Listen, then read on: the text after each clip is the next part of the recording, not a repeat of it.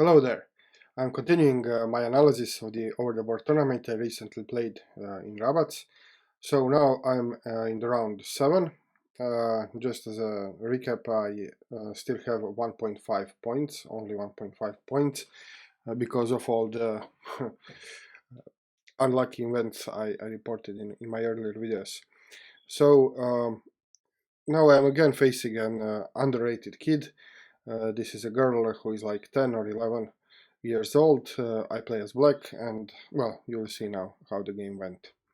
So she opened the game with e4, like all other kids do. So I went e5, and again we have Russian defense. So yeah, in every game I was black. I got to this same position.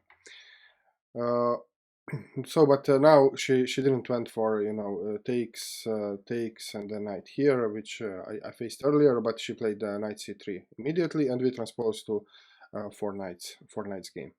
She went to this with this bishop to b5, so this is a Spanish bishop.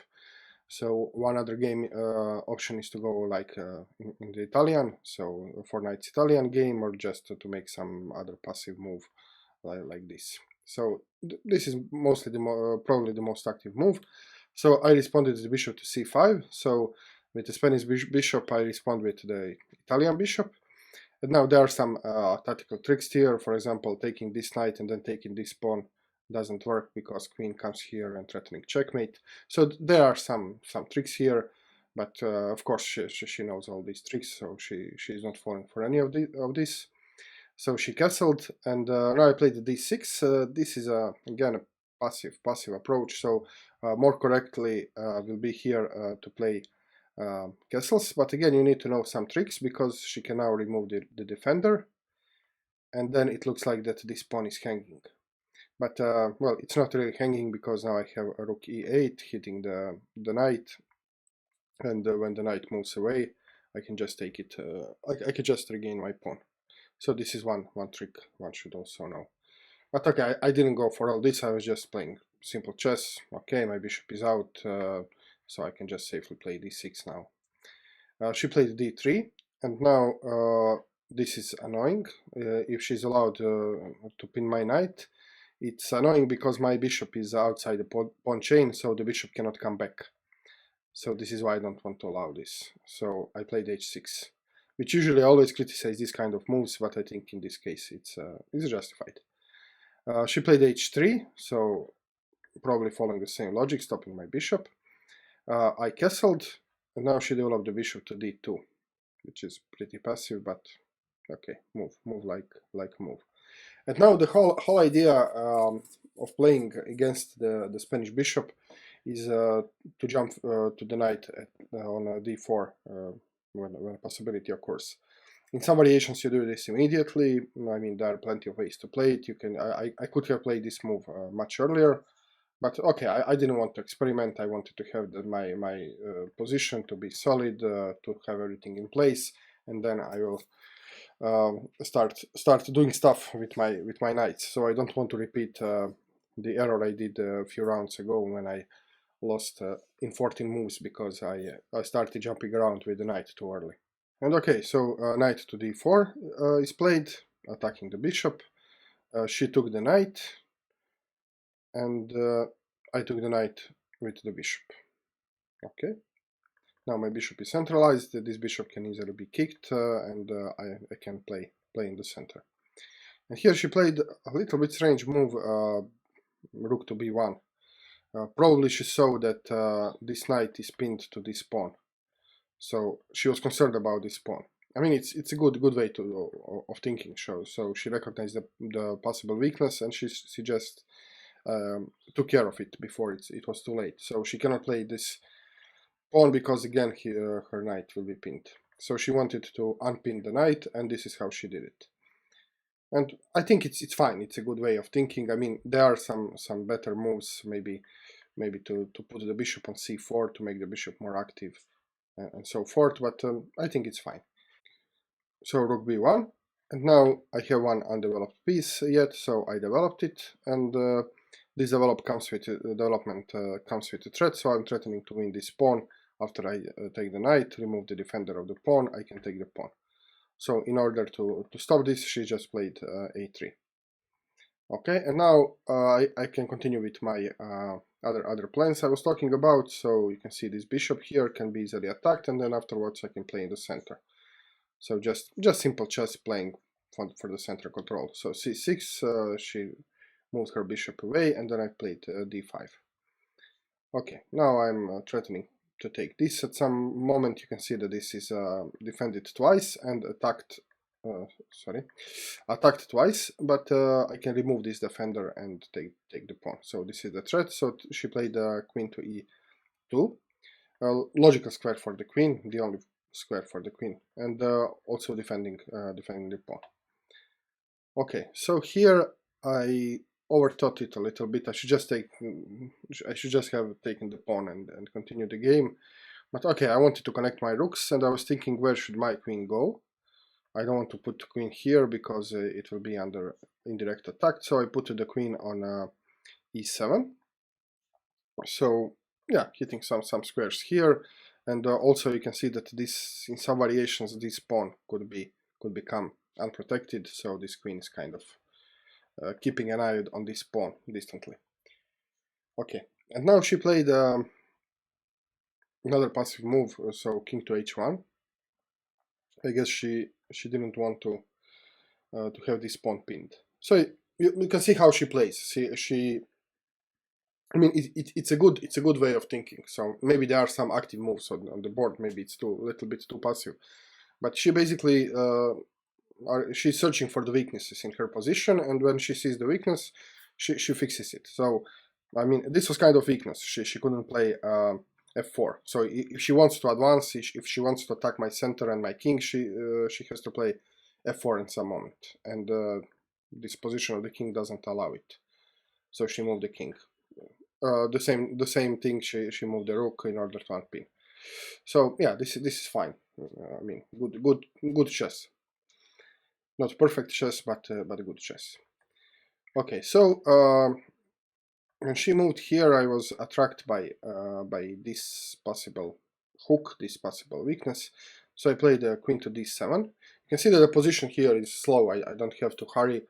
I have I'm already better here. I have established a pawn center. My pieces are very active, so my bishop is centralized. My knight is on a good place. So if I take this, I can break the tension, take this pawn whenever I want. Then my other bishop will be active. So okay, I'm better. I have space advantage. So and I'm not in a hurry. So I just remaneuver my pieces a little bit. So now I'm threatening to maybe to sacrifice after takes. I mean, it can be dangerous. Let's say she makes some random move. Doesn't matter. So this could be dangerous. So this comes with a check. If she goes here, I can go here, and I don't think there is a good way to defend this mate here. A bishop here doesn't work because the pawn is protected. Oh yeah, she can play this.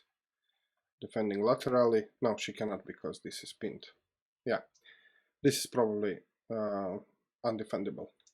So this was my threat. So she had to do something about this, and I mean she did.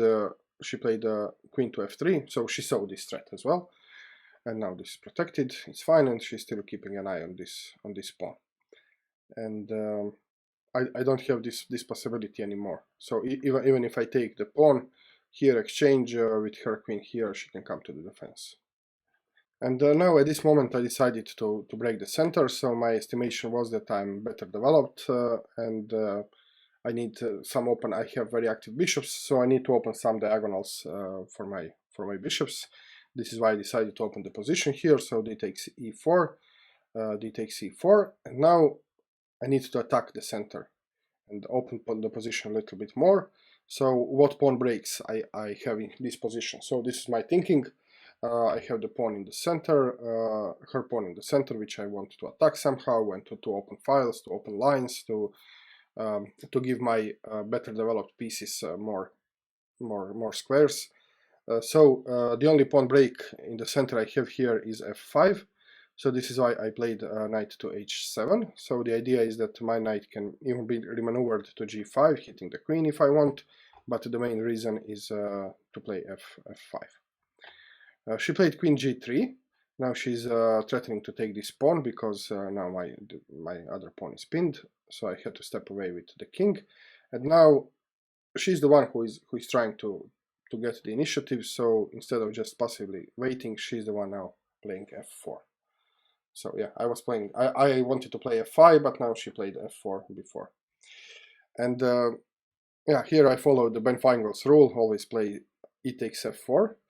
So I just took the pawn because now this pawn will be isolated, and this will give me a target. And well, it's easier to play when you have a clear target. Then you don't have to worry how to organize your pieces, where to put your pieces. I mean, if you have a clear target, then all your pieces should be in the service of somehow attacking the target or attacking the defender of the target. So it's easier to play.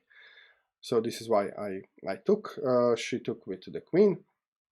And now I brought my only piece which doesn't do anything in the game, and this is this rook. So you can see my other pieces are all doing something. This rook is also doing something because it's defending this and also supporting this advancement. So this is the worst placed piece. So one of the questions you should ask yourself when you eliminate all the tactics on the board is which is my worst placed piece, and then improve it somehow. So this is the principle. So I just improved my rook here, and now it will be targeting this pawn. She played here rook b to d1, so aligning her rook with the queen, which is always a good thing to do, and also making some threats. For example, she can now threat, if she plays bishop here, for example, my bishop will be attacked twice, and it will not be easy to consistently defend it. It cannot be moved because it will be pinned. So usually when your opponent aligns the rook with your queen, you need to move your queen away before it's too late. So this is why here I played queen to c8. So I'm stepping away a little bit, still keeping an eye of this threat. Of course, this one is unavailable. So and now she plays this strange looking move, bishop to e1, probably wanting to activate her bishop alongside this diagonal. And now here I made a blunder, so I will again refer to my video about chess thinking algorithm for adult chess improvers. So one of the questions you need to ask yourself every time your opponent makes the move, I mean, there are three questions. What does the piece attack? How does the second question is, how does the piece influence other pieces? And the third one is, what weaknesses does the piece leave behind? So here, question number one, what does the piece attack? Nothing. Okay. Question number two, how does the piece influence other pieces? And you can see, okay, the first influence is that this piece is in the middle of the rooks, so this rook is now not protected as it used to be. Okay, this one I saw. And what is the other consequence is that now this rook, I mean, since this bishop moved away, this rook is now attacking my undefended bishop. So this is just by asking this second question, I should have seen this. And for some reason, I completely missed this. I saw, oh, this is a strange move, how can I exploit it? So I didn't ask myself what are the consequences of other pieces, how other pieces are influenced by this move, but I just thought, oh, what a strange move, how can I exploit it? And I saw immediately that this rook doesn't have many squares. So my attention was directed to bishop to c4, hitting the rook. And now this rook cannot go here. If rook goes here, I will take the rook. If rook goes here, I will take the rook. And if rook goes here, so I play bishop c4. If the rook goes here, then I can go with my bishop here, and now hitting both rooks. So I saw that this is winning an exchange. Of course, I didn't saw that this bishop is hanging. So I was focused only on this move, and I calculated, I saw, okay, great. So I played this move, and I was like, I got up on the table, walking around, happy. I thought, yeah, great. Now I will be an exchange up, and yeah, the things are looking very good.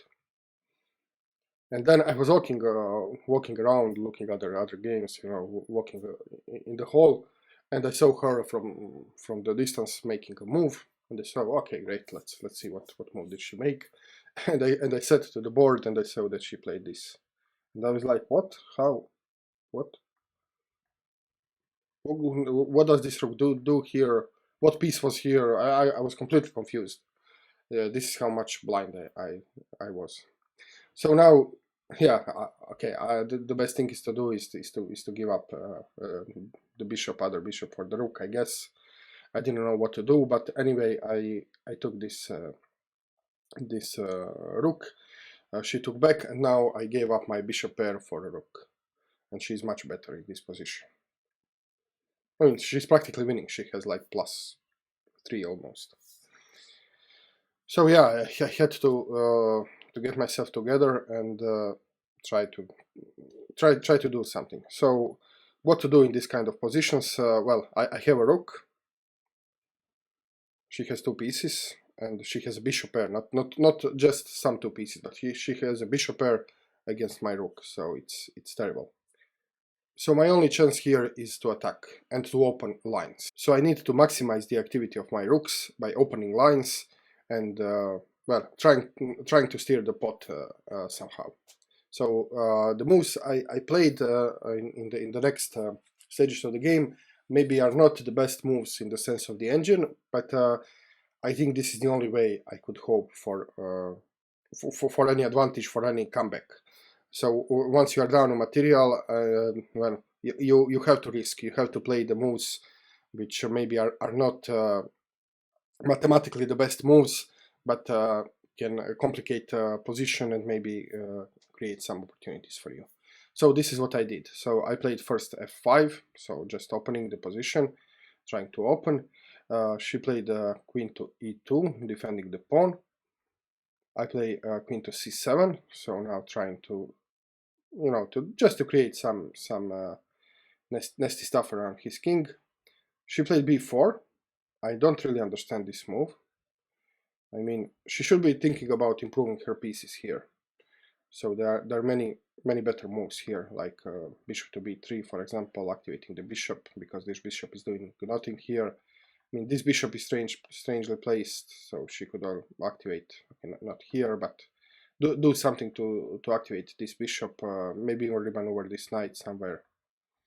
I'm not sure, but yeah, she should be improving her pieces. So this is one lesson which I also teach to all of my students, is always give a precedence to the pieces over the pawns.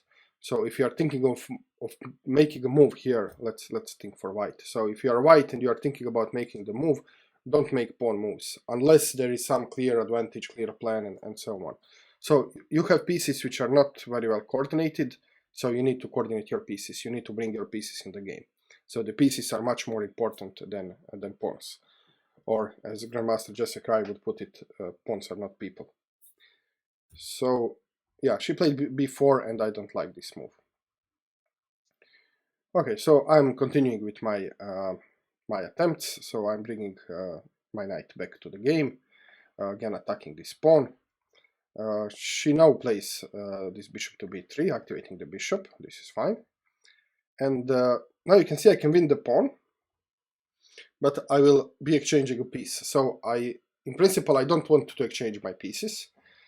I want to keep my pieces on the board since I have material disadvantage. Especially I don't want, in principle, to exchange knights and to have only this bishop pair to deal with against my rook. But in this particular position, like I said, it was not, I did take this pawn, but it was not just because I wanted to win a pawn, but it was because I wanted to open files. I need open files to maximize the activity of my rooks. So I thought that this will activate my rook, and also this rook to f1 could be a nice threat. So I played knight takes e4, she exchanged the pieces, okay. And now I have two hopes. One hope is that I can exploit these 2 squares in the future, and the second hope is that I can maybe exploit this pawn, which is already halfway through the promotion. So again, she saw this plan, so she saw that this could be an issue. So for example, if I manage to double rooks, or if she has to move away her queen somewhere, I can do check and pick up this bishop. Also, this check would be the checkmate if yeah, if allowed, because this is controlled. So she saw that this f1 could be an issue. So she's seeing all this stuff. I mean, it looks like that she's like a beginner, a kid, no rating, nothing, but she sees all. I mean, all these threats. So she played bishop to c4. I'm sure because she saw f1 and she wanted to get f1 covered.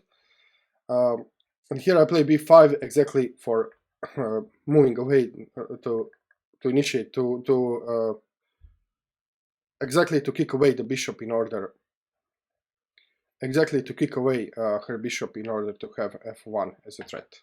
So she retreated the bishop, and now I played rook to f5.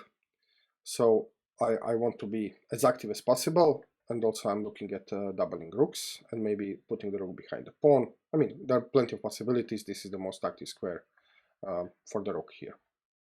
Okay. And now she decided she wants to somehow improve this bishop, and this is in fact a blunder, because now she's giving me the full attack. So she played the bishop to c3. The correct move would be, I mean, she realized that this f1 square is the issue, so she just should have played king to g1, and now both of these squares are covered by the king, and yeah, all my hopes will be lost. But luckily for me, she didn't. She played bishop to c3, and now I have the full attack. So I'm now doubling the rooks, threatening to come here with a checkmate. She stopped this by playing rook to d1. Again, king to g1 would be a good defense here, much better.